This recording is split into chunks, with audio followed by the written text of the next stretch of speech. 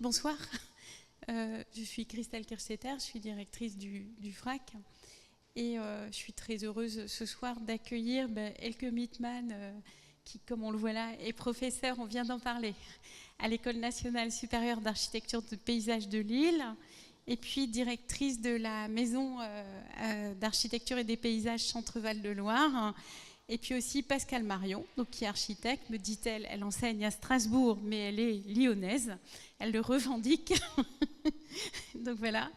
Et donc ce soir, toutes les deux, elles vont nous présenter comme un prolongement de l'exposition, mais on en a parlé tout à l'heure, on pourrait prolonger cette exposition pendant des heures et des heures, et on le verra là encore, tellement Yona Friedman était quelqu'un de prolifique, d'holistique aussi, et donc c'est un travail qui couvre plusieurs domaines, qui couvre plusieurs décennies aussi, et quoi qu'il en soit, c'est surtout un travail très très très avant-gardiste.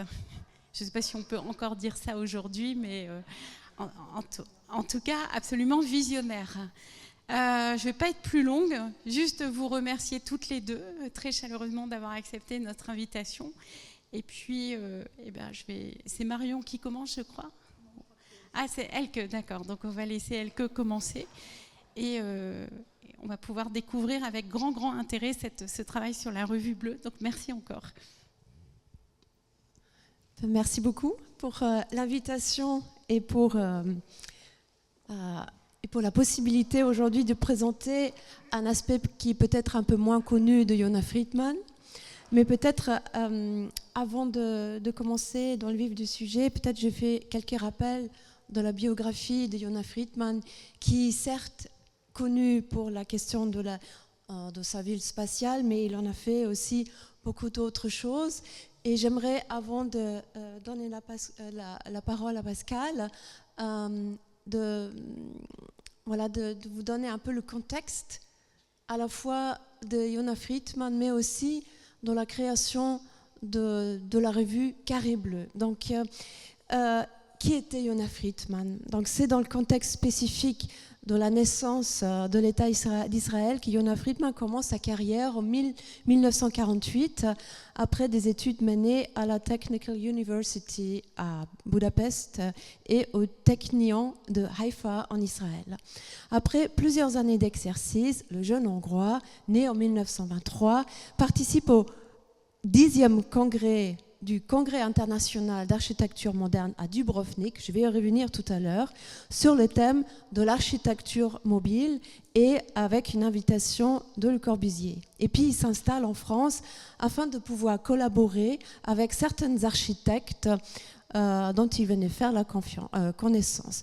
En 1958, il est ainsi cofondateur de ce qu'on voit ici, du groupe d'études d'architecture mobile avec un certain nombre d'autres jeunes architectes comme Roger Ogem, David George Emmerich, donc il y a aussi des pièces ici dans la collection, Jerzy Soltan, Jean Trapman et Jean Pequet.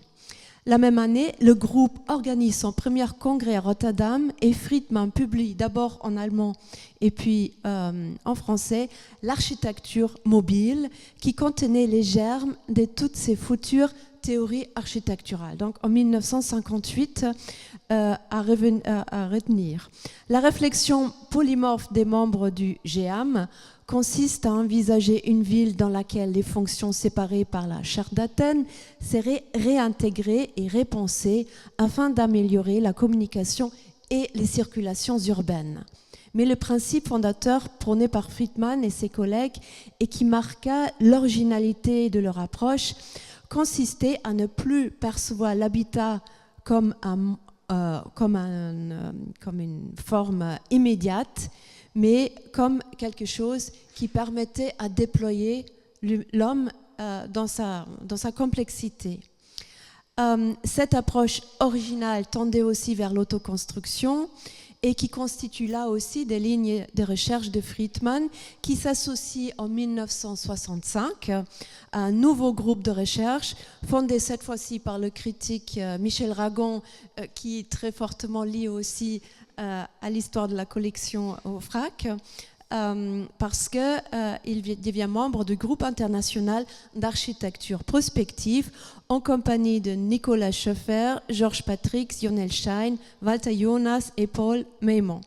La dimension prospective assumée de son travail fait qu'on a souvent classé Friedman parmi les architectes utopistes, ceux qui produisent une architecture parvenir une architecture de papier sans parvenir à la concrétiser.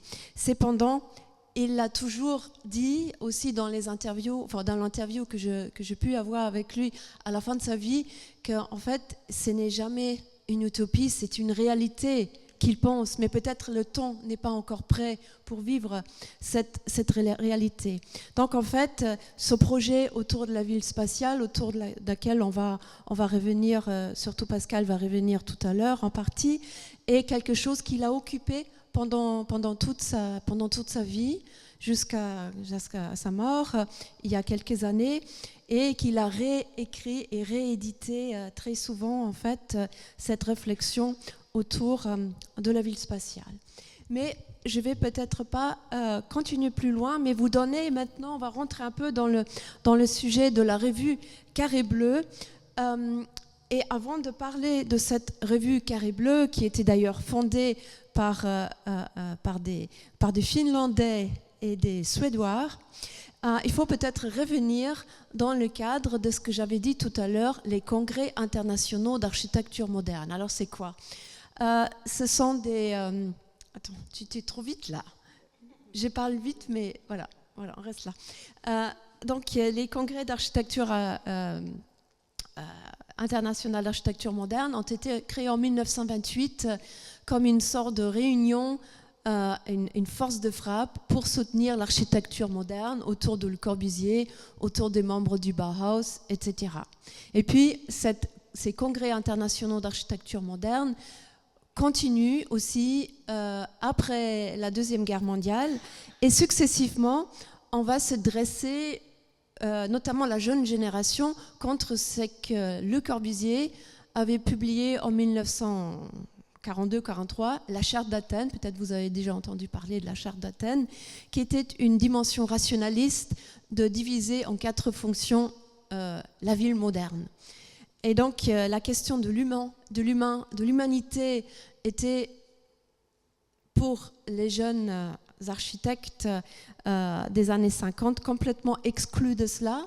Et en amont de chaque congrès international d'architecture moderne, il y avait un groupe de recherche pour réfléchir qu'est-ce qu'on va faire, qu'est-ce qu'on va produire pour le prochain. Et notamment le prochain, parce que là je vous montre ici une feuille de réflexion de 1952, qui est très important parce que c'était une réunion cette fois-ci en Suède pour préparer le SIAM de 1953 à Aix-en-Provence.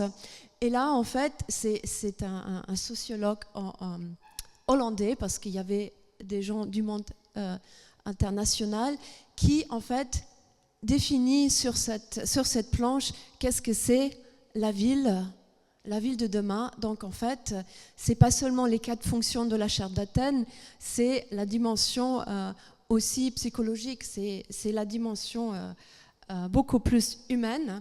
Et ça va être beaucoup plus pris en considération aussi après par ce qu'on va appeler la Team 10. C'est des jeunes architectes issus du mouvement moderne qui vont le critiquer, et en 1958 ils vont créer la Dorn Manifesto.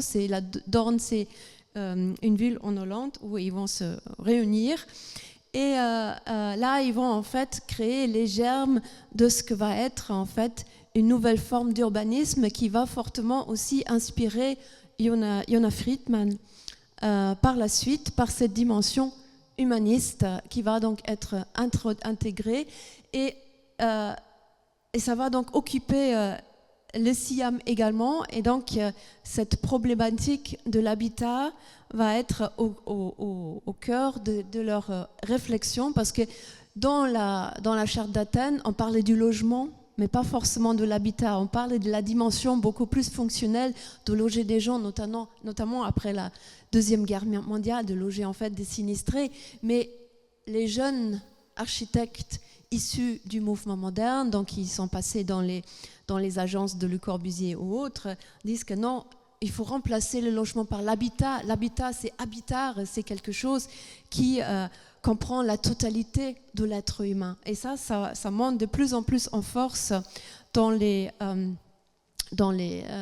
réunions du SIAM, auxquelles Yona Friedman va aussi participer, notamment au SIAM numéro 10, en 1956, qui a lieu à Dubrovnik et qui va être destiné à la question de l'habitat. Donc en fait, cette nouvelle réflexion sur l'habitat et de révolutionner en quelque sorte l'habitat va occuper en fait des esprits, notamment aussi de jeunes Finlandais qui, en 1958, vont créer la revue Carré Bleu, qui est quelque chose... c'est pour ça qu'on avait aussi choisi de la montrer ici, parce que l'un des rédacteurs en chef depuis 30 ans du Carré Bleu est à Tours, et que c'est aussi un peu en hommage à son travail qu'on a proposé en fait cette réflexion autour du Carré Bleu, mais aussi d'Yona Friedman, qui a publié largement dans cette revue. Et puis je vais peut-être, avant de passer la parole à Pascal, on va peut-être juste vous montrer le numéro 0 de la revue Carré Bleu. On a aussi ramené ici quelques originaux qui se trouvent ici, qu'on peut faire circuler. Mais l'idée du Carré Bleu, c'est un peu un mythe. C'est à la fois en référence aux avant-gardes modernistes autour de Piet Mondrian ou Vassili Kandinsky, ici, le Carré Bleu sur fond jaune de Vassili Kandinsky, produit pendant sa période au Bauhaus à Dessau, et puis là, une composition bleue de Piet Mondrian. Mais tout ça, ça reste un peu un mythe, mais je tenais à vous le montrer quand même. Alors, je vais peut-être maintenant, pas seulement peut-être, mais sûrement, donner la parole à Pascal, et on a l'idée un peu de faire du ping-pong, et je vais lui poser un peu les questions, si je pense qu'il faut poser des questions. Voilà, merci beaucoup. Oui, alors merci Elke pour cette première introduction. Je voulais revenir un petit peu sur le parcours de Yona Friedman, qu'on connaît peu, qu'il évoque lui-même peu, mais que j'ai pu glaner au cours de visionnage et également, je dirais, de lecture de témoignages, hein, parce qu'à son décès, il y a pas mal de témoignages qui sont ressortis.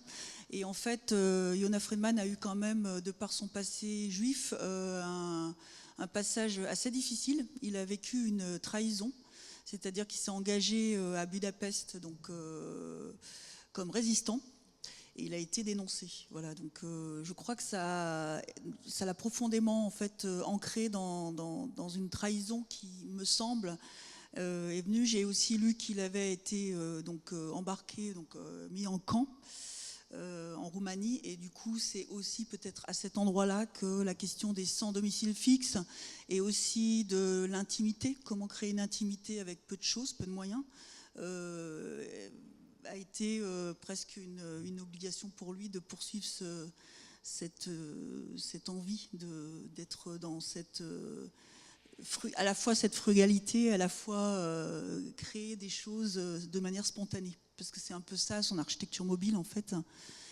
Voilà. Pour revenir aussi donc à son parcours, une fois qu'il a été à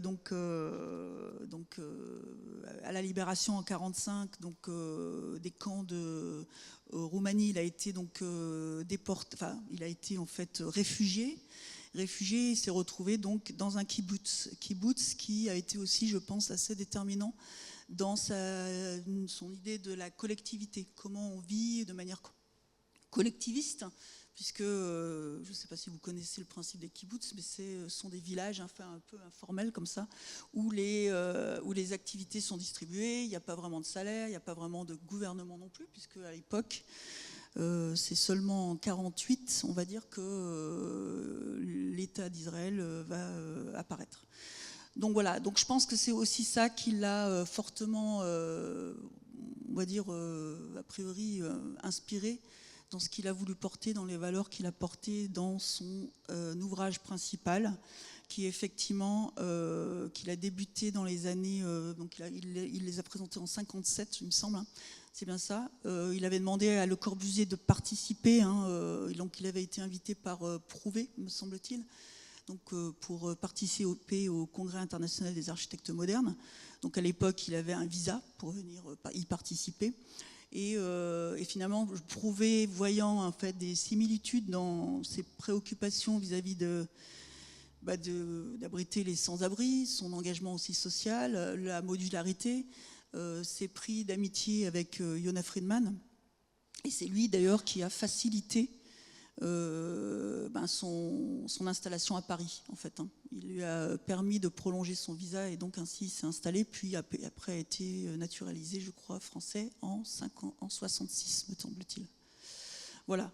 Donc ça, c'est deux petits points que je voulais quand même rappeler, parce que je pense que cette dimension de réfugié, donc des sans-toit, où finalement ces architectures sont souvent sans toit ni mur, en fait, c'est très immatériel. Il a développé le principe du musée sans mur aussi, hein, puisque son musée à Madras était sans mur ni toit, en fait. C'était des constructions en bambou qui ne protégeaient pas vraiment, mais en tout cas, pour lui, le musée, ce sont avant tout les visiteurs.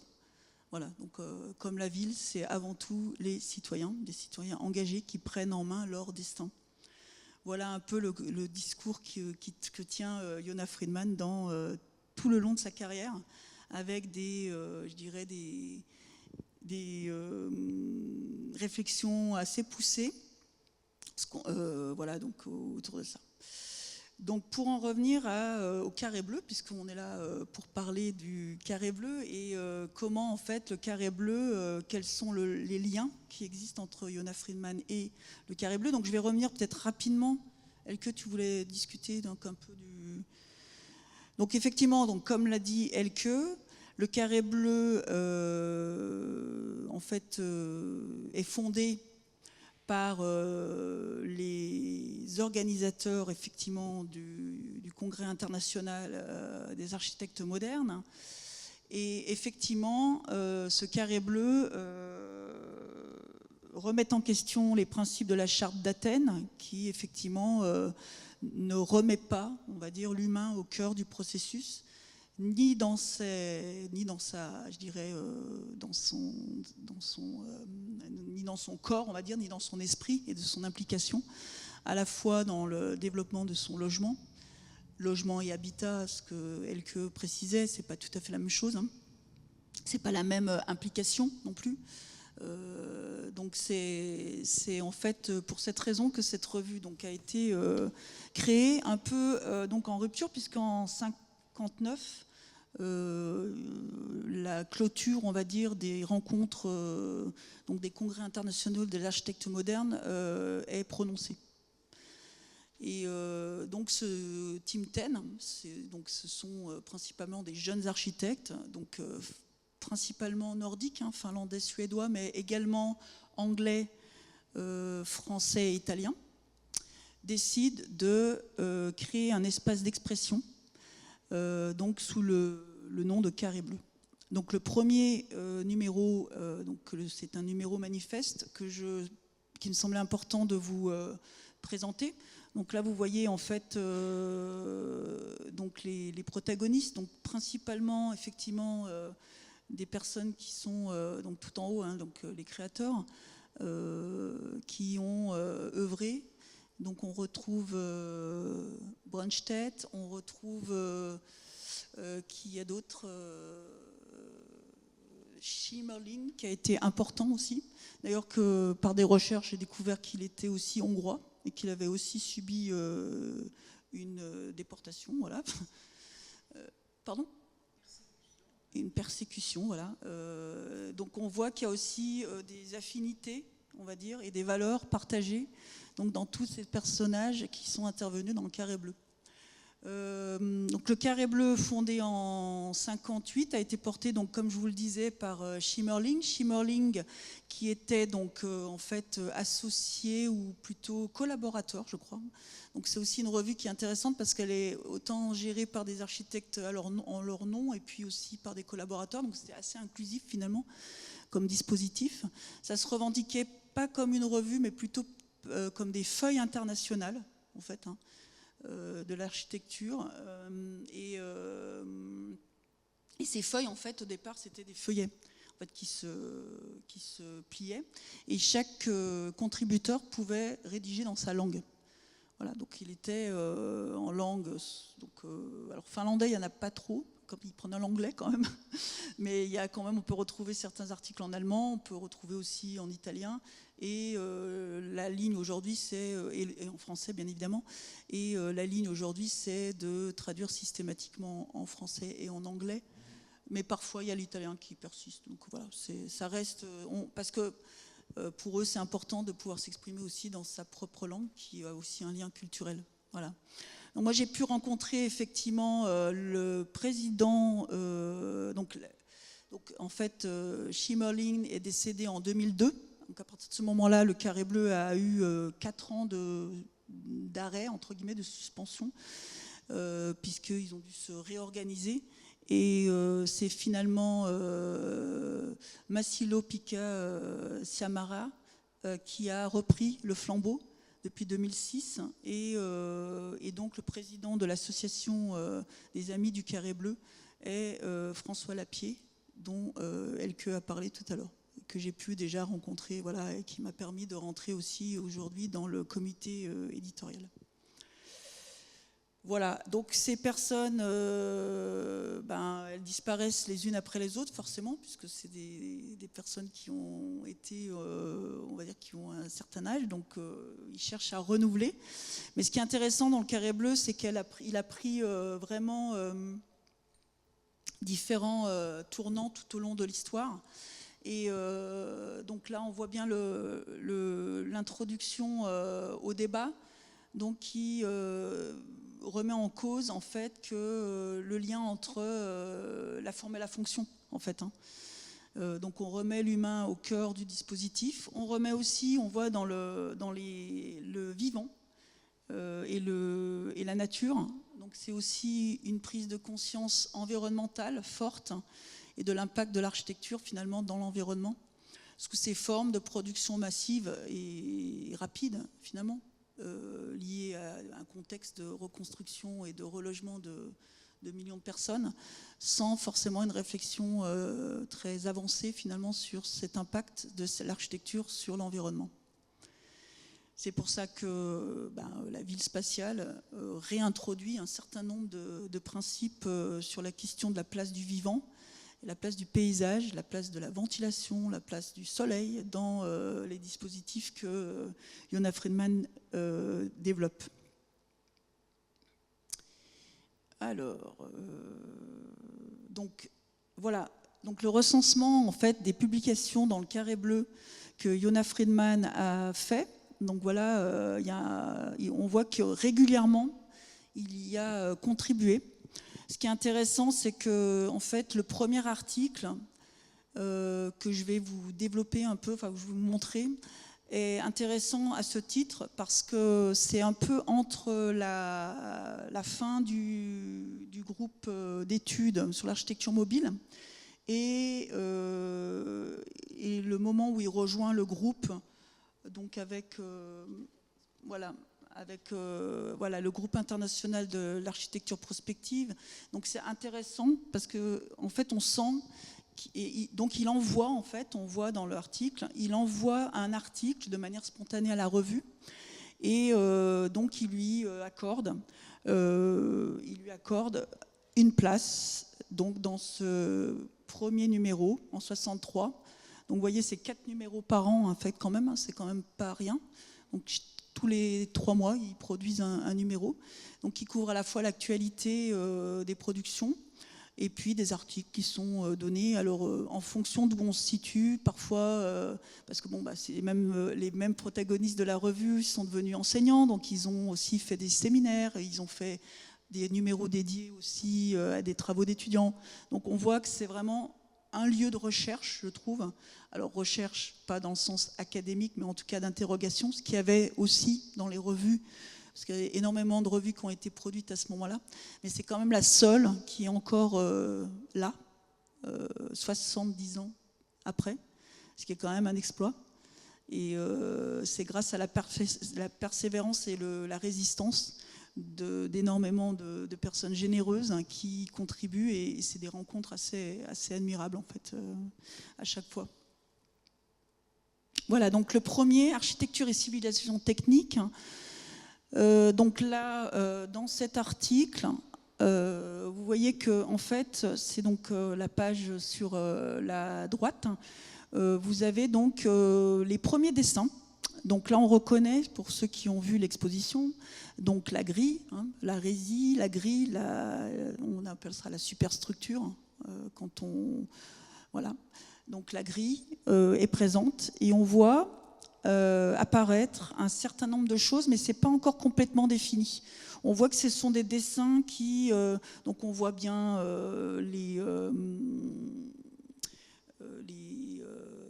donc on voit bien déjà le nom de la ville spatiale, vous voyez en bas, je ne sais pas si vous voyez. On voit bien les cylindres qui à la fois sont des choses qui peuvent bouger, qui articulent.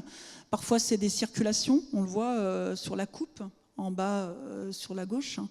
Et on voit comment finalement il y a des éléments qui se placent. En revanche, ce qu'on ne voit pas, c'est la souplesse dans le plan, puisqu'on voit des plans qui sont assez figés dans cette version-là.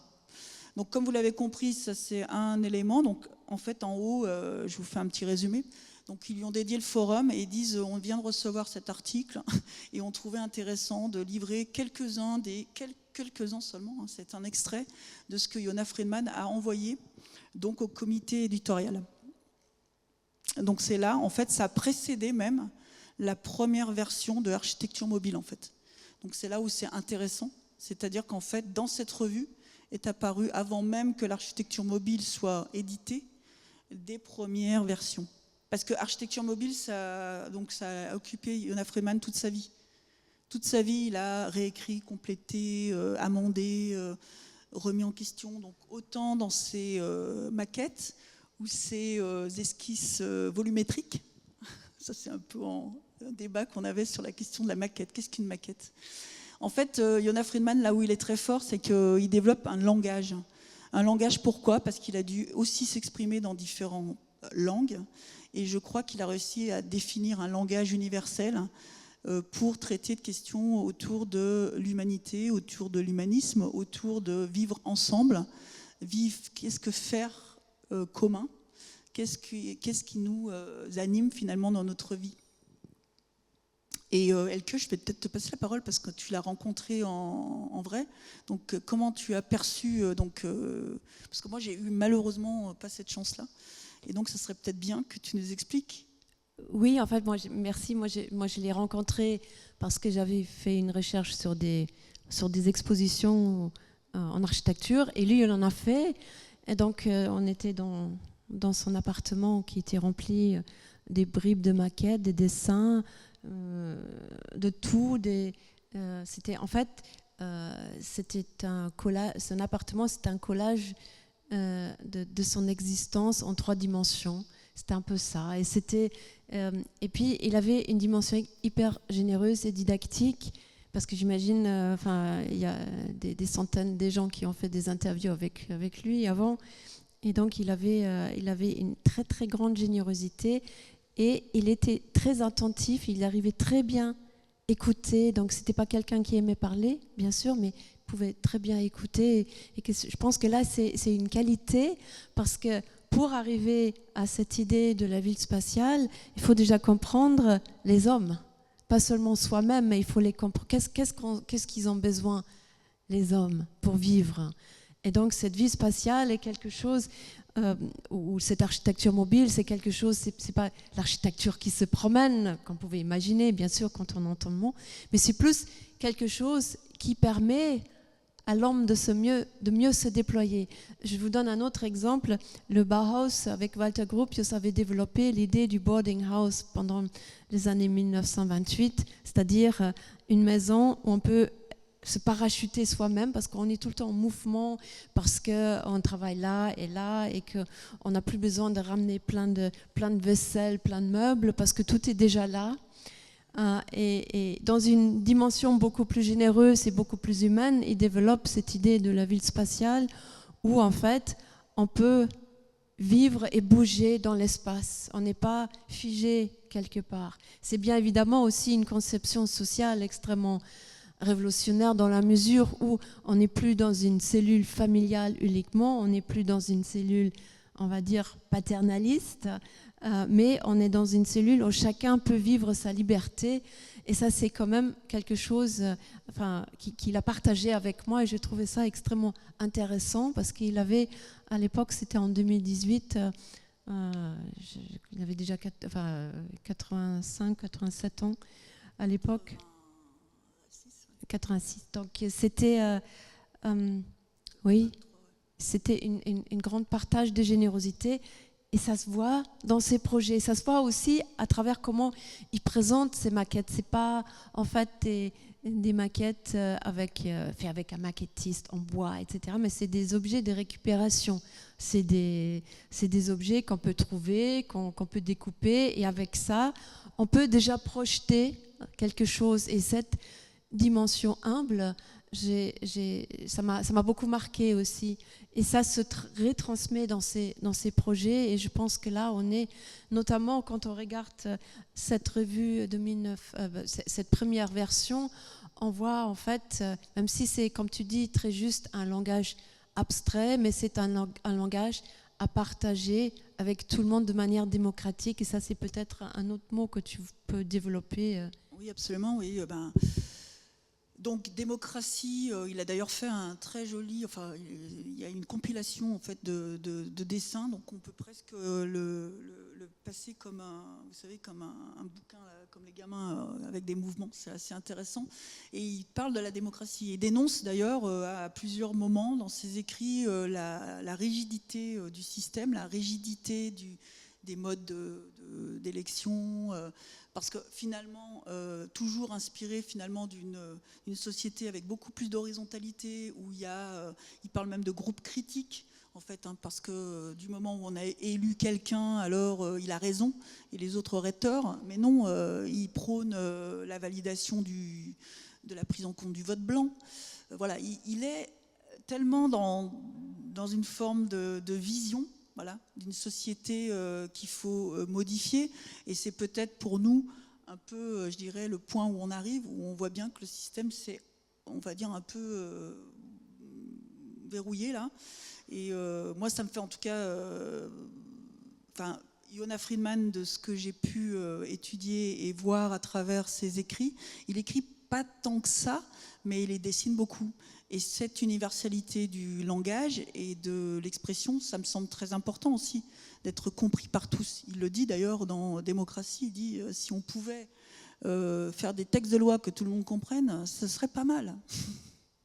Peut-être on pouvait revenir à la revue bleue, Carré Bleu, et de voir en fait quelles sont ses autres contributions et comment en fait il évolue aussi dans le temps avec la revue en quelque sorte. Oui, alors donc la revue, c'est un espace d'expression pour lui, et c'est un peu ce que voulait cette revue aussi, le Carré Bleu, parce que veut toujours d'ailleurs cette revue, c'est un moyen d'expression. Et donc on va arriver à ce qui a été l'affiche, parce que ça c'est un numéro qui lui a complètement été dédié. Donc effectivement, donc le numéro 1 de 1975. Et donc là, on voit que son dessin s'est précisé. Et les principes de l'urbanisme spatial, enfin en tout cas la ville spatiale, c'est précisé. Et donc on voit bien en fait comment il opère et je dirais que ces dessins ils traduisent vraiment ce qui pour lui est important. Et finalement on voit pas une architecture, mais on voit principalement des êtres vivants, de la nature et la topographie. D'ailleurs, on parle à un moment donné de topographie pour parler de... C'est presque un morceau de paysage, sa ville spatiale. Et donc voilà comment est... donc il dicte un certain nombre de choses, et dans ces différentes choses, donc vous voyez, des différents points, c'est très structuré. En fait, il explique comment l'infrastructure ne doit pas imposer de barrières, donc il le dit, de frontières, de limites intérieures. Cela, pour ne pas imposer, ce n'est pas imposé. Donc voilà, c'est vraiment toujours le choix. On ne doit pas être contraint, voilà, on ne doit pas être enfermé. Donc tout ça, ça résonne bien évidemment avec son idée de liberté dont tu parlais, Elke. Tout doit être libre. Et on voit bien dans son dessin que ce qui importe finalement, c'est le sol, le droit au sol. Le droit au sol.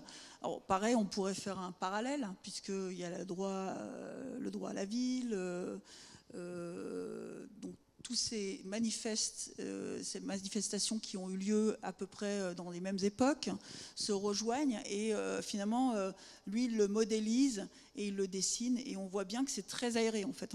Donc par exemple, les modernes n'ont pas tellement parlé de la ventilation, alors un peu en détachant du sol, mais lui, il fait carrément, je dirais, exploser, et il va bien au-delà des cimes, bien au-delà de tout.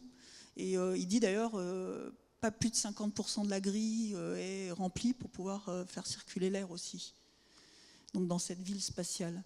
Et alors, donc, la revue, donc je vous ai amené une revue là, qui n'est pas celle-là, mais dans laquelle est repris l'intégralité de la revue. Vous pouvez jeter un œil.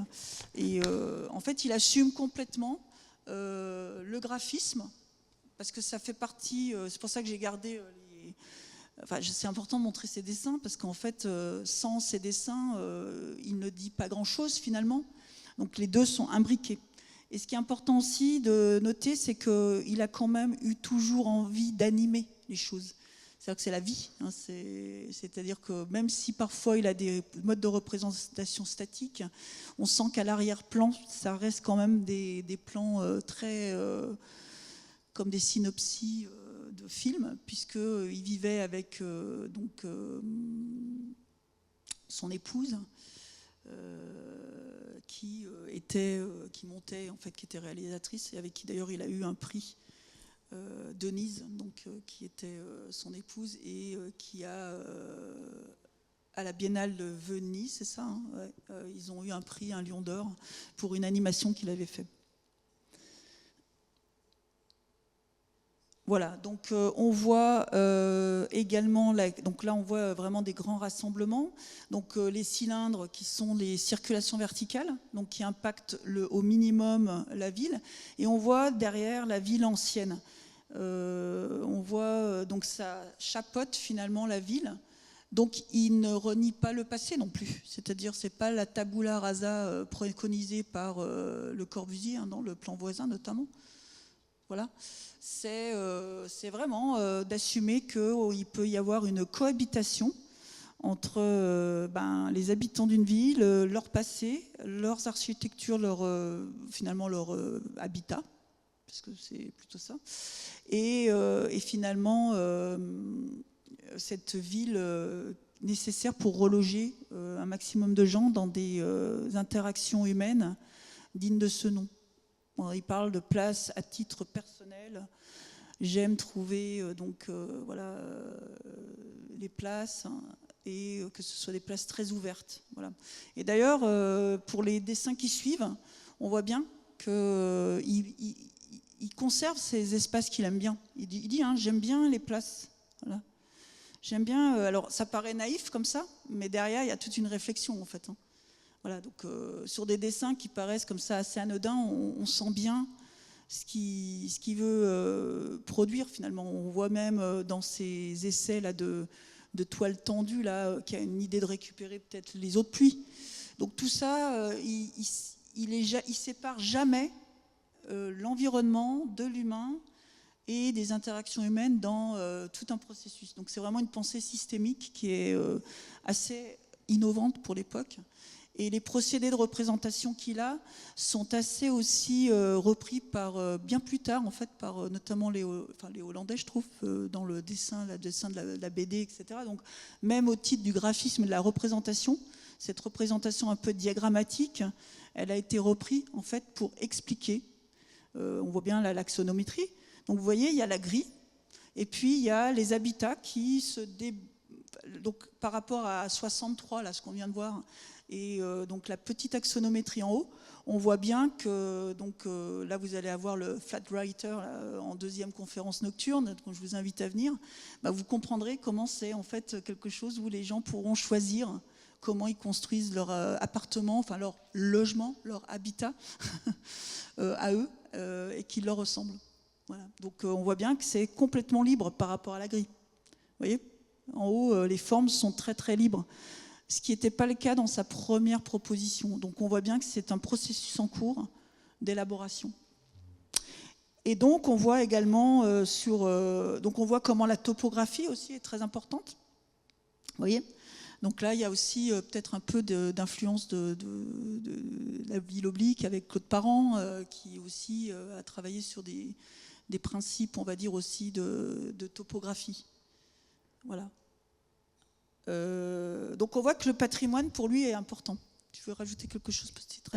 Non, mais je me suis demandé si dans la revue, il y a aussi des réalisations de lui. Alors, les réalisations, il n'y en a pas eu des milieux, comme tu le sais. En fait, c'est la prochaine étape, parce qu'en fait, j'avais pas. Bon, il y a certaines contributions où c'est des interviews, donc ça, j'ai préféré ne pas en parler, puisque c'est préférable de peut-être d'exprimer ce qui a pu être dit dans ces articles, mais en fait, il a très peu construit, en fait, Yona Freeman. Il a construit, alors aidé, parce qu'il n'a jamais fait de bâtiment sol, sauf en Inde, sur effectivement le musée technologique qu'il a fait à Madras, mais qui n'existe plus, puisqu'en fait, c'était une structure assez fragile et précaire. Donc en fait, il a effectivement eu une expérience. Alors, je vais juste terminer parce qu'en fait, là, il y a quasiment tout son principe. Donc on voit comment tout peut varier. Et il y a toujours le végétal qui est très présent. C'est-à-dire que la grille, elle s'adapte à la nature. C'est pas la grille qui vient et la nature qui passe à travers. Donc on voit qu'il assume totalement une interruption par rapport au paysage. Dans le dessin, d'autres places encore pourraient être entièrement réservées au jardin. Donc voilà, aujourd'hui on fait des jardins partagés, on fait plein de choses. Lui, il y pensait déjà. Et je pense que c'est aussi un peu là où il a été ouvrier paysan, donc dans son kibbutz. Je pense qu'il y a plein de choses qui montrent qu'on peut peut-être, même si c'est pas simple de vivre seul, il faut essayer d'être le plus autonome possible aussi. Voilà. Donc là, c'est une grosse partie, on va dire, des choses. Et ce qu'on apprend aussi dans ce numéro spécial, c'est qu'il parle, et c'est là où on voit qu'il a une pensée systémique, qui n'est pas toujours simple à comprendre et qu'il faut beaucoup de temps pour comprendre l'entièreté de son propos, c'est qu'il a été sollicité pour participer notamment au concours de Beaubourg. Donc voilà sa proposition, on la voit ici. Donc lui, il conservait les habitats, il se mettait sur la place en fait. Voilà, et en fait on voit qu'il n'y a pas de question de forme en fait. Il pose ce musée et la place fait musée. Et c'est à nouveau, c'est les humains qui sont finalement le musée. Et sinon, donc on voit qu'aussi il n'est pas non plus figé. Donc je pense qu'il a proposé plusieurs versions en fait même. Donc pour lui, rien n'est bien figé et complètement. Il n'y a pas une réponse. Voilà, c'est ça. Il n'y a jamais une réponse parce que comme l'usager est pris en compte, tout bouge, tout est mouvement, tout est architecture mobile. Voilà. Et il a aussi participé au concours des Halles, voilà, qu'il avait nommé le parapluie des Halles. Voilà. Donc on voit aussi avec le terme du parapluie qu'il a aussi un lien avec justement peut-être la question de se protéger à la fois, mais en laissant ouvert et peut-être en récupérant les eaux pluviales, etc. Voilà. Voilà, donc d'autres essais donc ça c'est sur les halles, donc ça c'est des perspectives qu'il avait fait pour le concours. Voilà. Donc on voit que rien n'est figé, hein. Tout est possible. Donc vous imaginez dans un concours le maître d'ouvrage qui doit choisir. Alors, à Angers ils ont fait la tentative. Voilà, il y a eu une tentative de fait, hein. Donc au lycée. Alors. Là, en fait, elle est à cet endroit-là, mais en fait, elle était en début. Donc, on voit bien que j'aimerais profiter de ces pages qui vont me permettre d'offrir pour exposer 2 propositions d'urbanisme. Voilà, donc je vous laisse lire la totalité. Et donc là, on voit, il remercie, il est content qu'on lui donne un espace d'expression. Voilà. Et cette relation-là, donc c'est François Lapierre qui m'expliquait, hein, c'est vraiment cette relation-là qu'il a eue. Il est revenu, reparti, et à chaque fois c'était des contributions qui ont vraiment fait du bien au collectif, en fait, du Carré Bleu aussi. Voilà. On peut peut-être aussi constater que c'est une revue, mais écrite à la main. Ouais. Donc c'est quelque chose qui est exceptionnel, dans la mesure où en fait ça a l'air d'être bien abstrait, sa ville spatiale, mais en fait c'est fait par les humains et c'est transcrit en fait par cette idée. On n'a pas besoin, en fait, on passe pas par l'industrie pour mettre des lettres, mais on écrit à la main. Donc c'est une particularité qui est assez rare quand même pendant cette époque. Avant et après, moi j'ai vécu ça c'est un peu pour l'anecdote, j'ai vécu ça une seule fois, que toutes les légendes ont été écrites à la main quand j'ai fait une exposition avec G. Clément qui a écrit les légendes directement à la main sur le mur. Donc ça c'est en fait la dimension directe, authentique du créateur. Donc voilà, donc à l'école justement. Donc ça c'est un Carré Bleu qui était donc de 79, donc le 3e numéro de 1979, et donc il y a une expérience à suivre, ça s'appelle, c'est pas pour rien parce que ça s'est mal fini en fait pour lui. Donc il a tenté de faire cette expérience donc dans un lycée, le lycée Bergson, donc à Angers. Et voilà à quoi consiste l'opération. Donc on voit c'est toujours très construit, hein, son propos est toujours très construit. Donc là il s'est amusé avec des clous et des... donc en fait il n'y avait pas de plan. Il y a quand même des architectes qui ont déposé un permis quand même, hein, donc des amis heureusement qui ont un peu porté la chose, et donc il est parti avec des clous et des ficelles, et donc les usagers étaient interpellés pour savoir il faisait des ateliers comme ça en direct, et donc ils pouvaient dessiner les murs dans le préau. Alors, vous imaginez les entreprises, vous imaginez le maître d'ouvrage, enfin vous imaginez en fait un peu tout le monde. Alors moi qui construis aujourd'hui, on va dire, avec un carcan de règles, et donc moi ça me fait rire, hein, parce que je pense que, je peux m'imaginer ce que ça a dû produire. Et encore qu'à l'époque, je pense qu'ils étaient un peu plus détendus que maintenant. Mais en tout cas, voilà les schémas d'organisation du lycée, donc David d'Angers.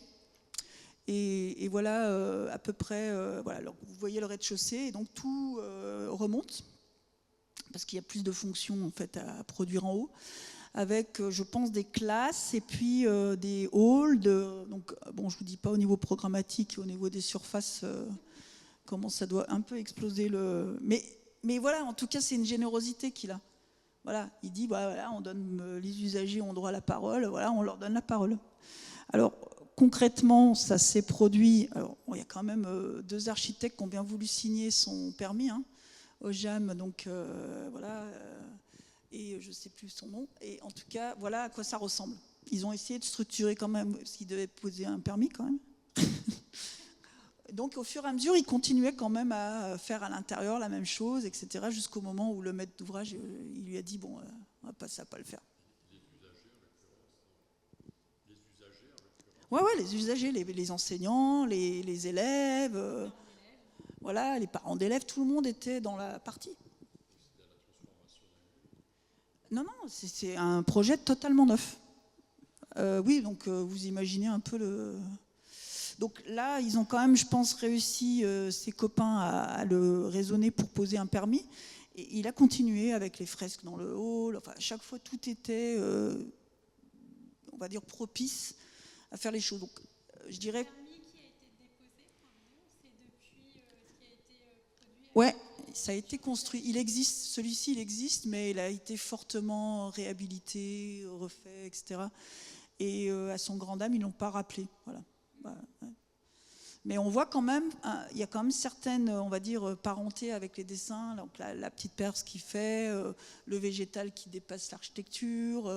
Donc il y a un certain nombre de principes, mais il n'a pas réussi là fortement. Et à contrario, son expérience en Inde a été très riche. Mais bon, l'Inde, il a fait une expérience multiple, parce que je crois que son musée, le musée technologique d'Inde, c'était en 87, il me semble. Et là, en fait, il a utilisé donc déjà des matériaux locaux. Il a travaillé avec le bambou. Et il est venu sans plan. Et là-bas, il n'y avait pas de permis de construire. Donc, il a créé le musée en direct, voilà, avec des liens, etc. Donc, il disait, voilà, on pourrait faire ça, mais on pourrait aussi faire ça. Donc, les usagers, ils faisaient ce qu'ils voulaient. Les artisans faisaient ce qu'ils voulaient. Ils faisaient ce qu'ils voulaient. Ils se mettaient d'accord sur une solution. Voilà. Et donc, c'est comme ça que son musée, en fait, n'avait ni toit ni mur. C'est-à-dire que c'était pas du dur, en fait, c'était végétal. Et donc, ils ont bien aimé, en fait, ce musée. Hein. En Inde, ça a très bien marché, l'expérience. Comme quoi, plus on est figé, moins ça se passe bien. Ouais, mais en fait, je crois que c'était le musée lui-même, l'œuvre. Voilà. Et le fait de l'avoir fabriqué de manière collective. À vrai dire, c'est un musée qui n'existe plus, en fait, il s'est autodétruit, là. Mais c'était à Madras. Et en revanche, dans ses voyages, il a pu être assez critique sur la Chandigarh, donc, qui avait été en 1947 repris et construite par Le Corbusier. Une ville sortie un peu de rien, mais qui est la traduction de la Charte d'Athènes. Hein. Et justement, il a fait pas mal d'enquêtes avec les usagers, et en disant que effectivement pour les Indiens c'était juste l'horreur pour eux, parce que ça correspondait pas du tout à leur mode de vie, pas du tout à ce qu'ils ont l'habitude de faire. Et donc on entend une version des faits sur Chandigarh et puis la réalité. Et donc Yona Friedman, c'était un peu l'homme qui disait ce que les autres ne voulaient pas entendre, un peu. C'est pas... Oui, enfin, j'ai vu un peu l'heure avance et je voulais savoir un peu si tu pourrais nous parler un peu des dernières 2 décennies, un peu de sa vie, et puis comment en fait la question de la ville spatiale évolue et qu'est-ce qu'il produit encore pour la revue Carré Bleu, parce que là on est alors en fait il y a d'autres productions, mais moi j'ai pas voulu trop focuser sur les autres, parce que en fait c'était plutôt des redites, et je trouve que c'était assez réducteur finalement par rapport à la richesse qu'il a eu. Là, en l'occurrence, le 75, c'est le plus manifeste, on va dire, le plus proche de sa réflexion sur l'architecture mobile et la ville spatiale. Dans les autres, j'ai pas trouvé de choses plus que ça qui nous renseignaient. Après, j'ai pas voulu documenter par autre chose que le Carré Bleu, c'est-à-dire que j'ai accepté l'exercice de ne pas aller au-delà, parce que j'ai tendance, comme lui, un peu à avoir une pensée systémique. Donc je me suis contentée du Carré Bleu, parce que c'est ma directrice de thèse, alors je suis obligée de rester dans la grille. Non, en fait, c'est vrai que les autres contributions étaient moins pertinentes. La preuve, c'est que je ne sais pas si le Carré Bleu circule encore là. Et en fait, ce que vous avez, c'est ce que j'ai montré. En fait, vous voyez, c'est de 98 et c'est redite de 75. Donc, il a fait en fait les autres contributions qu'il a fait, c'était plutôt des positionnements, mais plutôt sur les lois de l'architecture. Donc ça, je trouve pas ça très intéressant. En tout cas, il remet en question complètement le rôle de l'architecte aussi. Il dit que l'architecte ne doit pas être un architecte des murs, mais qu'au contraire, il est un conseiller et il doit juste accompagner les usagers dans assumer leur, à la fois le développement de leur ville, à la fois leur habitat, et qu'il n'est que là pour faciliter la spatialisation, mais en aucun cas n'impose l'habitat aux citoyens ou aux humains. Alors, si on transposerait l'idée de la ville spatiale à aujourd'hui, ça serait quoi ? En fait, on pourrait imaginer que la ville spatiale pourrait être une solution à l'architecture, je dirais, environnementale, enfin en tout cas de haute qualité environnementale, parce qu'il y a quand même un point qui est assez saillant dans son architecture, c'est qu'il se pose très rarement au sol. Et quand on sait qu'il y a une loi qui s'appelle donc zéro artificialisation nette, ça tombe plutôt bien, parce qu'on essaie aujourd'hui, on doit toujours rejustifier tout ce qu'on construit, tout ce qu'on enlève au sol, il faut le restituer. Lui, il était déjà dans cette logique-là à l'époque, dans ses réflexions sur l'architecture mobile. Voilà un des liens. Voilà. Mais est-ce qu'il a donné des consignes par rapport aux matériaux, ou est-ce qu'il n'est pas allé aussi loin dans ses réflexions pour la ville spatiale ? Pour les usagers, en fait. Alors, il y avait aussi une liberté d'usage, avec, en fait, a priori, il était assez libre aussi. C'est pour ça qu'il n'y a pas d'expression, on va dire, liée à une matérialité particulière, comme l'étaient les modernes, avec notamment l'usage du béton. Lui, on sent que c'est pas trop le béton qui le fascine. Il est plutôt dans... Alors, c'est vrai qu'on n'a pas parlé d'un des points qui est assez important, c'est son travail pour l'UNESCO, donc les manuels qu'il a fait. Il a fait 3 manuels qui parlent donc un peu comme l'exposition de Rem Koolhaas sur le toit, les murs, les éléments de l'architecture. Et effectivement, là-dedans, il est totalement ancré dans les matériaux liés à la ressource locale. En fait, il est totalement lié à ce qu'on a sous la main. Et donc le réemploi, voire, notamment je vous parlais du bambou pour son expérience indienne, il prend uniquement des matériaux qui sont des logiques de ressources locales. Et ça, c'est un point, donc c'est pour ça que ça grille, c'est quelque chose où s'accroche presque tout. Le végétal peut s'y accrocher, n'importe quel matériau. Et d'ailleurs, dans ces manuels destinés à aider les habitants à l'autoconstruction, parce que c'est ça. C'est d'ailleurs des manuels qui sont quasi possibles encore de télécharger sur le site de l'UNESCO. Il fait ces petits dessins et il explique comment on fait un lien entre 3 dimensions, etc. Un peu comme ce que vous voyez sur ces maquettes concept ou ces maquettes faites à la maison. En fait, il fait souvent ces maquettes ou on va dire ces recherches spatiales qu'il fait dans son petit appartement. Il fait les mêmes expériences dans la réalité, notamment sur le cylindre donc avec le carton qui refait en installation de musée. C'est des choses qu'il a probablement fait quand tu n'as plus rien et quand tu n'as plus qu'un carton pour te protéger comme un sans-abri, tu es créatif avec ton carton. Donc tu crées ta petite cellule avec ton carton que tu trouves là où tu es. Voilà. J'aurais une dernière question peut-être pour conclure. Est-ce que l'équipe éditrice pour revenir un peu au Carré Bleu, est-ce que on sait comment ils ont pensé, qu'est-ce qu'ils ont pensé en fait sur la production de Yonah Friedman? Est-ce qu'ils se sont... Parce qu'en fait, il y a un numéro hommage en 2020 qui a été fait. Qu'est-ce qu'ils ont pensé de lui? Est-ce qu'on peut le résumer en quelques mots? Absolument. En fait, alors, comme le nom l'indique, c'est les Amis du Carré Bleu. Donc, il faisait partie en fait de la famille. Il a été invité à la grande exposition, à la remise en fait du Carré Bleu dans la collection de la bibliothèque de la Cité de l'Architecture et du Patrimoine, donc, qui dispose donc de l'entièreté des numéros et qui, grâce à eux, on a la possibilité de les télécharger et de les consulter sur place, par le net. Je peux vous donner l'adresse internet. Alors, en fait, il y avait à la fois une très forte amitié, à la fois une fascination, parce que c'est un électron libre, en fait. C'est quelqu'un qui est profondément humain, profondément gentil. Je sais que François Lapierre, oui, il m'a dit c'était quelqu'un de... D'ailleurs, il l'associe souvent à sa femme, Denise. Il dit c'était vraiment un couple absolument incroyable, quoi. D'une générosité incroyable. Ils avaient le cœur sur la main et avec des discussions passionnantes. Mais en fait, il était dans sa propre bulle, en fait. Hein, et il continuait à réfléchir. Jusqu'à sa mort, il a continué à réfléchir et continué à produire. Et d'ailleurs, il faut savoir qu'il n'est pas mort en 2020, comme ça a été indiqué. Il est mort, en fait, 3 mois avant. Ça a été annoncé sur son propre site, 3 mois après. Il est mort mi-décembre 2019. Peut-être un dernier mot, qu'est-ce qu'on peut tirer comme leçon de Yona Friedman aujourd'hui, si on se poserait cette question? Peut-être on peut terminer là-dessus. Ouais, je vais prendre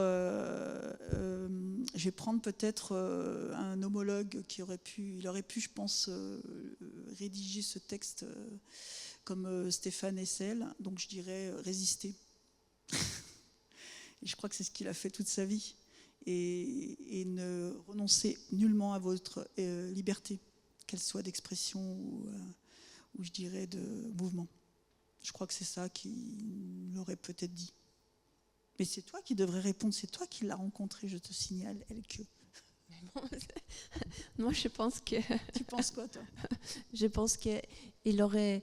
Si les architectes d'aujourd'hui, et surtout des maîtres d'ouvrage et des décideurs réglementaires, auraient un œil, un regard et une oreille un peu plus ouverts, on pouvait peut-être faire beaucoup plus dans l'autoconstruction et dans la participation active autour de la création de l'habitat. Voilà. Il y a des tentatives, hein, on le sait, hein, d'autoconstruction, de participation, etc. Ça, c'est un mot qui a été développé depuis les premiers précurseurs de ça. Mais j'avoue que la participation, c'est toujours derrière avec des contraintes très fortes normatives qui ont tendance un peu à annuler les désirs ou les souhaits faits. Le réglementaire est beaucoup trop présent. Alors ça, là, je suis plus chercheuse, là, je vous le dis. Là, c'est plutôt un retour de praticienne. Voilà, ouais, c'est vrai, tu as raison. C'est-à-dire la participation. Alors, moi, je travaille justement pas mal en assistance à maîtrise d'usage, hein, qui est un peu, je dirais, ce qui est aujourd'hui tenté. Mais j'avoue que parfois, il y a le désir de ça, mais il y a quand même une très, très forte... capacité à la soumission, on va dire, des personnes. Ils ont à la fois le désir de faire de l'usage, le libre, mais à la fois très dans un carcan où la responsabilité, parfois les gens ont du mal à prendre des responsabilités, je pense, tout simplement. Et avoir le courage, parce que c'est courageux hein, d'avoir une vie comme lui, je dirais, vivre dans son petit appartement, vivre de je ne sais pas de quoi exactement, mais en tout cas, il est resté un homme libre, en tout cas. Et il nous fait en tout cas beaucoup réfléchir. Je vous invite vraiment à le lire. C'est passionnant et très touchant. Voilà. Vous avez peut-être des questions ?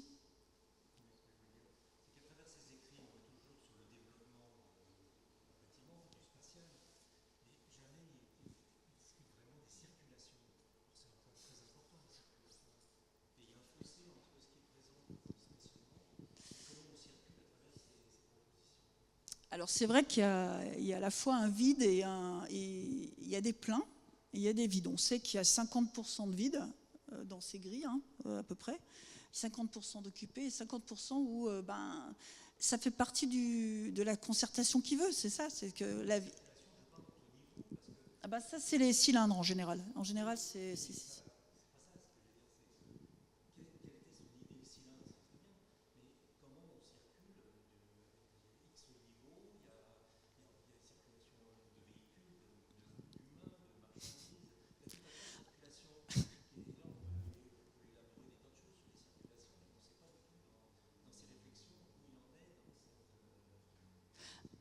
Bon, alors justement, alors c'est toute Oui, bon, c'est vrai qu'il fait... il n'avait pas de voiture lui-même.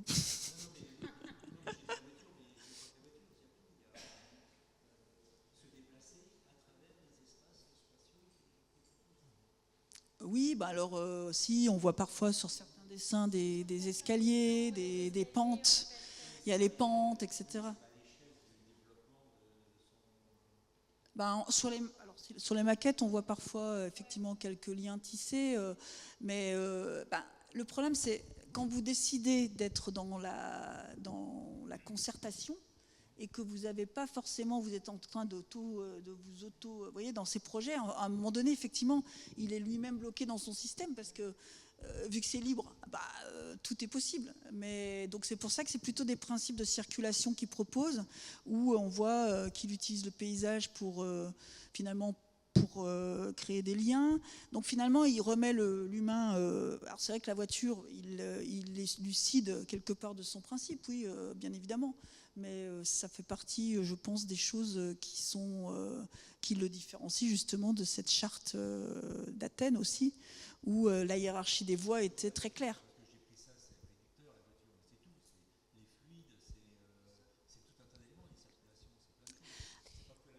Oui.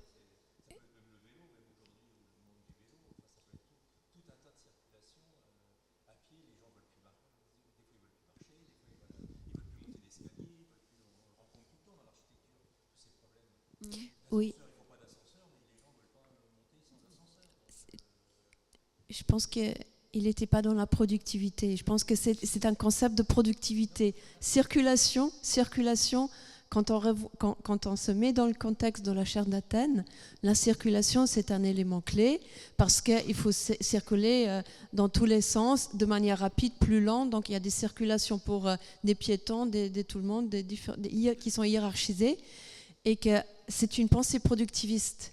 Donc, si je vais très très loin, c'est une pensée capitaliste. Et qu'il était, je suis désolée, mais j'ai parlé de collectivisme. Donc, c'était pas son projet, même si vous avez parfaitement raison. Comment on se déplace? Oui, mais bon. Mais pour lui, dans sa ville, alors j'ai pas dit sa ville idéale, en fait, sa ville spatiale. Ça n'existe pas. Ouais. C'est-à-dire qu'en fait, non, mais je veux dire, lui, il imagine les gens qui reviennent à cultiver leurs légumes. Enfin, c'est hyper. Oui, mais il n'avait pas cette. Non. Et puis, il y a l'autre chose aussi, lorsque sa ville spatiale qui va être construite sur une autre ville, bon, là, il y a déjà toutes les voies qui existent. Donc c'est plus simple. Pas. Donc, il y a plus à repenser tout cela, mais l'occupation, c'était l'habitat et de partir de l'homme et de ne pas partir d'une quelconque productivité rationaliste qui pourrait renvoyer à une rue, à quelque chose de strict, peut-être, si on pouvait le dire comme ça.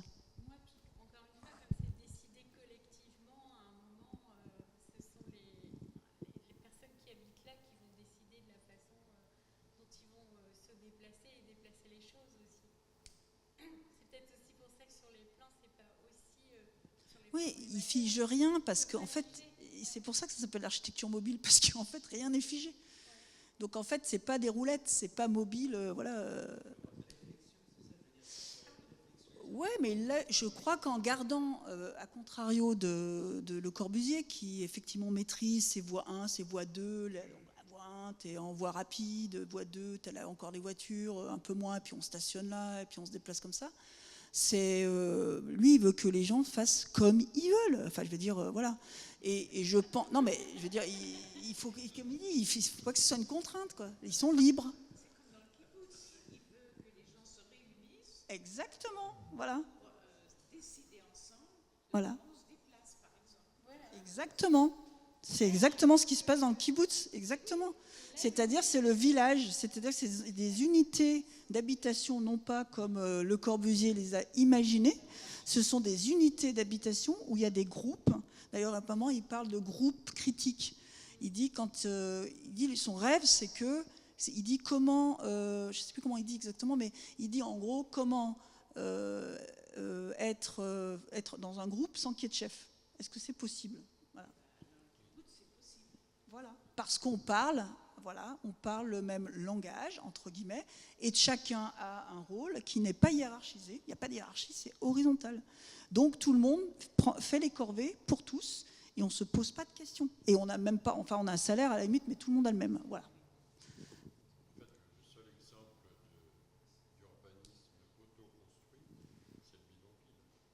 C'est un peu ça, c'est pour cette raison que d'ailleurs les manuels à destination des populations africaines, donc il a fait, c'est là où il y a les bidonvilles, effectivement.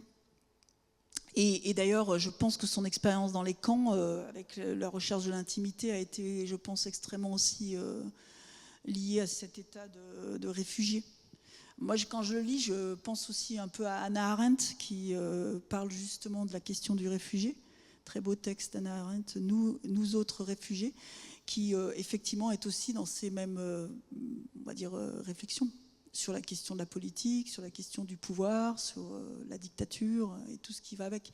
Donc pour lui, la voiture, je pense, c'est un peu un outil de capitalisme aigu, donc il évite la question. Mais ceci dit, alors apparemment, d'après ce que j'ai lu, ça pareil à vérifier quand même, à cette question de la mobilité aussi, parce qu'on se dit, ouais, vous avez parlé des voitures, mais vous avez dit, oui, les autres, la liste sanitaire, etc., tout ce qui descend, hein, voilà. Et apparemment, il aurait expérimenté, lorsqu'il était en Israël, d'avoir des choses mobiles, des salles de bain et des cuisines mobiles, donc, où il y avait un genre de point, où tu avais un tuyau comme ça, qui pouvait récupérer et ramener de l'eau, et avec un genre de rallonge, donc il y avait une forme de possibilité, et je crois que c'est ce qui a fasciné, comment il s'appelle, celui qui l'a fait venir en France,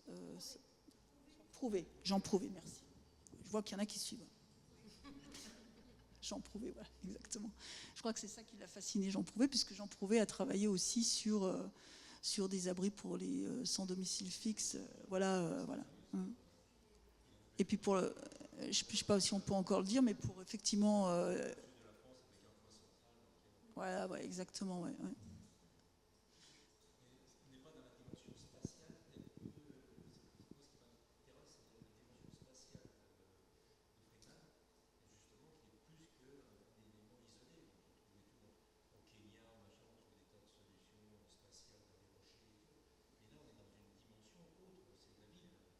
Oui, il s'attaque à la question de la ville, c'est-à-dire qu'il s'attaque à la question de la charte d'Athènes, en fait, de l'urbanisme, vraiment. Non.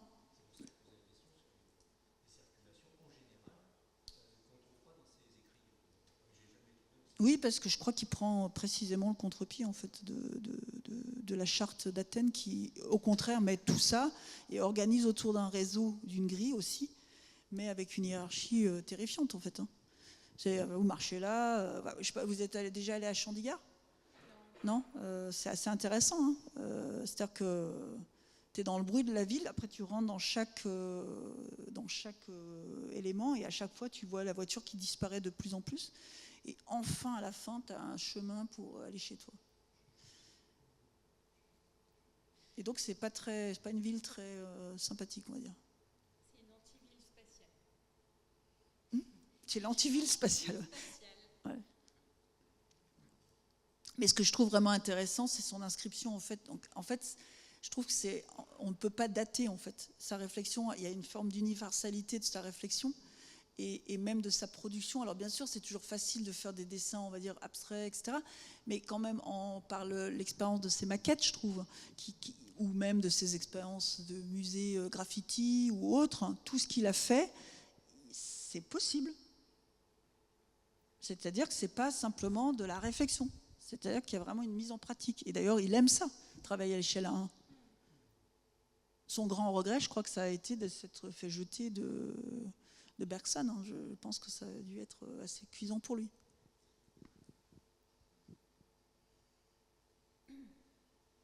D'autres questions ?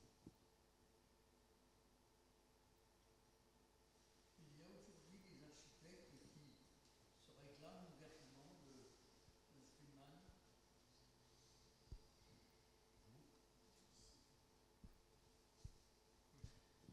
Alors,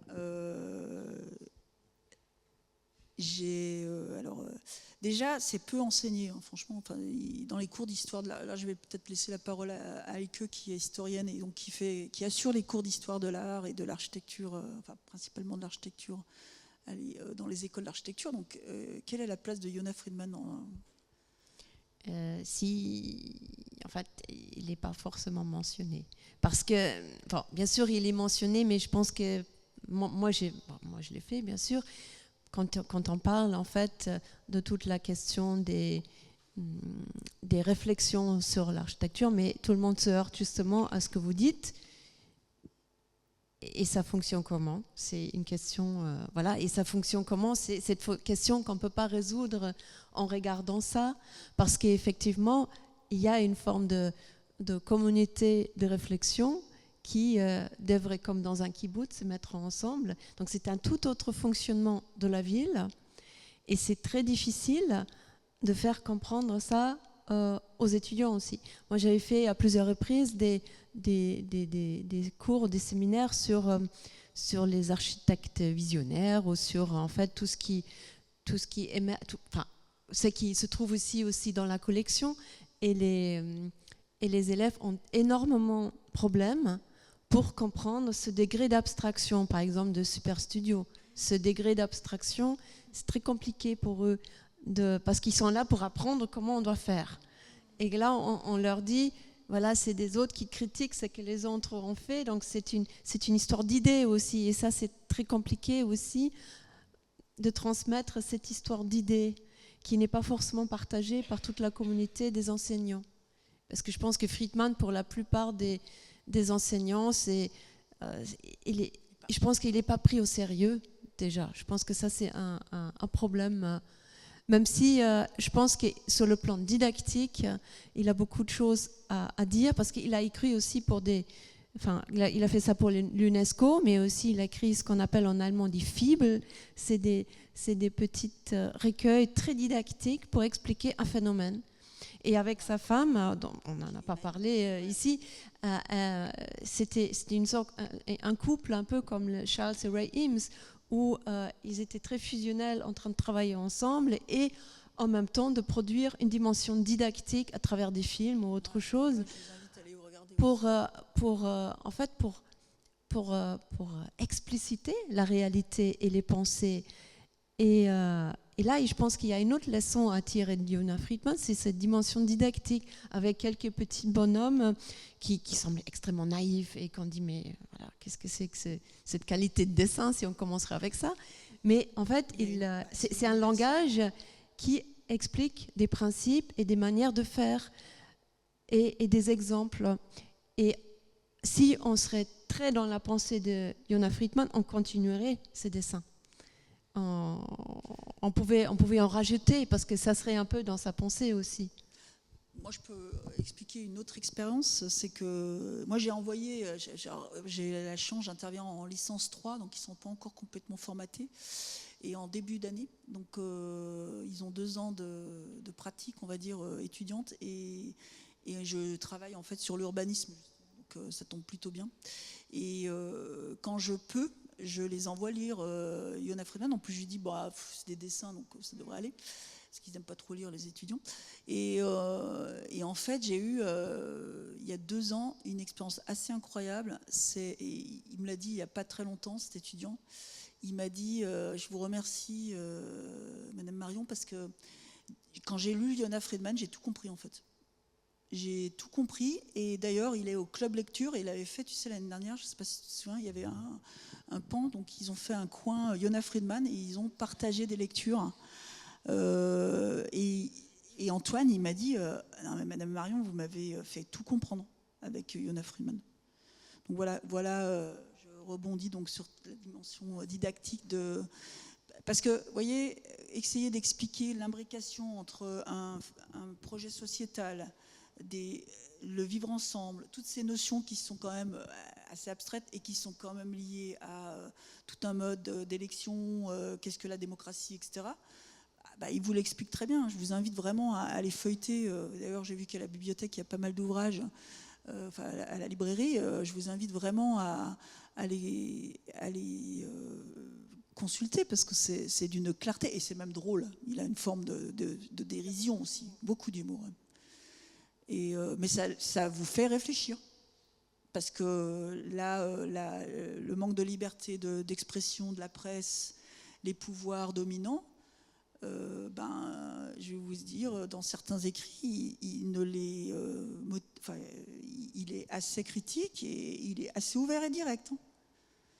Et il dit que c'est le lit de la dictature. Hein. Et on y est. Il faudrait plus que je parle de trucs comme ça, peut-être. Hein. C'est peut-être dangereux. Hein.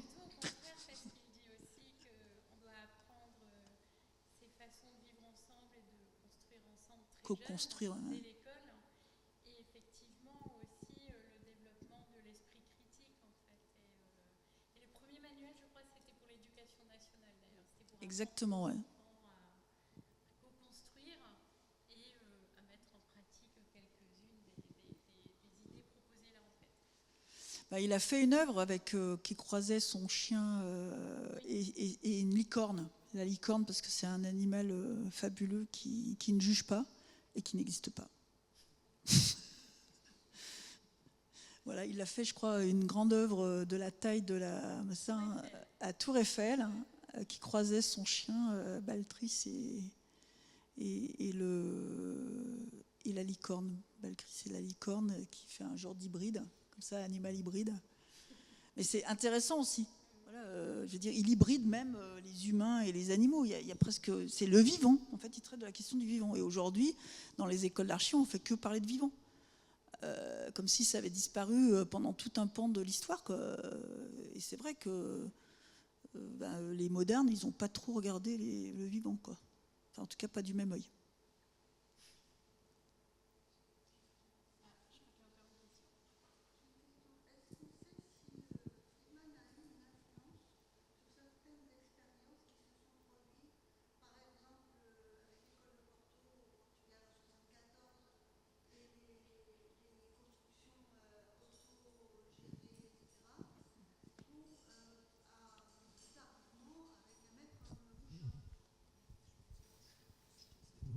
Alors, peut-être vous parlez de Álvaro Siza et l'expérience d'Evora, qui est effectivement de 1974, c'est le moment de la révolution des œillets en Portugal. C'est une question intéressante parce que, en fait, les Portugais, à l'époque, apprennent quelque chose à l'Europe avec cet exercice d'autoconstruction et d'autogestion de cet agrandissement de la ville d'Evora, qui est une ville historique, et puis en face, il y a une nouvelle ville qui se crée. Et il revendique effectivement cette autoconstruction et cette autogestion aussi. Mais dans mes souvenirs, je pense, j'ai pas trouvé une réflexion sur Friedman. C'était plus les lectures de Lefebvre.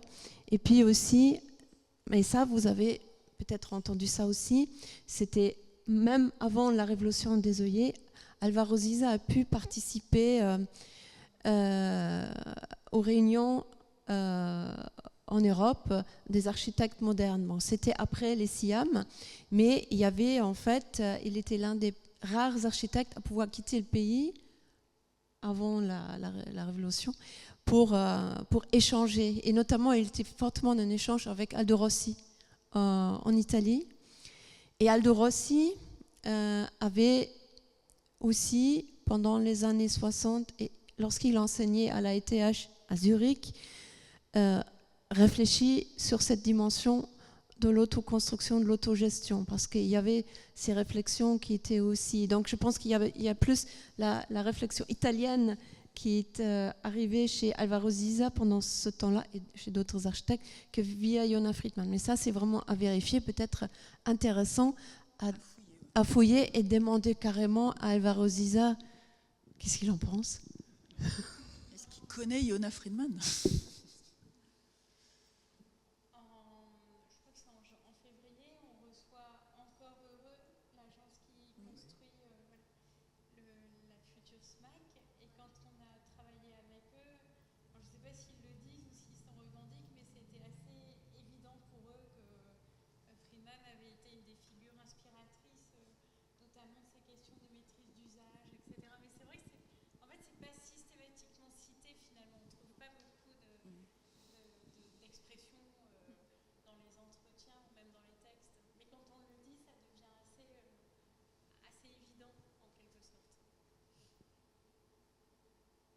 Lors de la production, vous verrez, il y a un architecte qui interview qui est Lacaton Vassal, enfin le Vassal, qui effectivement interview et qui avoue qu'il y a une inspiration, enfin bien évidemment.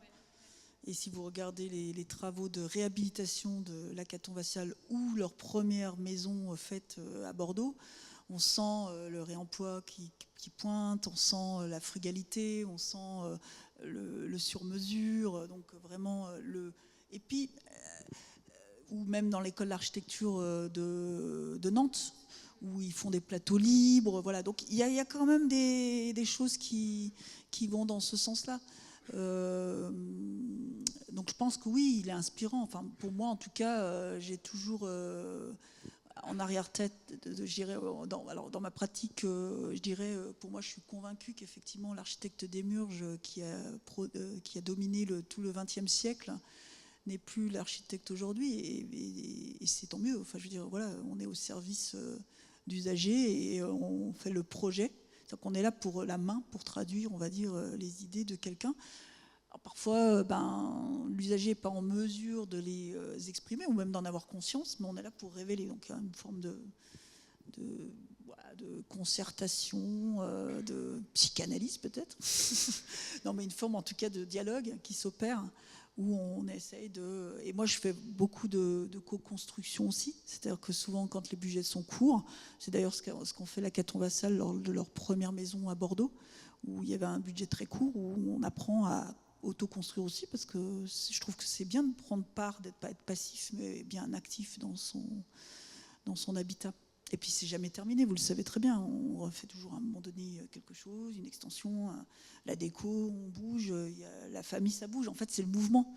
D'ailleurs on parlait juste avant la conférence d'un postulat, un des thèmes, parce qu'il parlait d'à peu près de tout, Yona Friedman, et il disait que en fait pour lui le mariage, ça devrait être un contrat à durée déterminée. 5 ans, et toutes les 5 ans on discute si on continue ou pas. Il disait, ça éviterait bien des divorces malheureux. Je trouve que c'est trop bien. Quelqu'un, enfin, je trouve que, dit à l'époque, je dirais, c'est incroyable que quelqu'un... Et voilà, encore une fois, c'est une norme. Voilà. Après, il dit quand même qu'il est animal normal. Hein. Ça, c'est le film. Comment vous vous définissez ? Je suis un animal normal. Non, normal, il y a norme. Hein.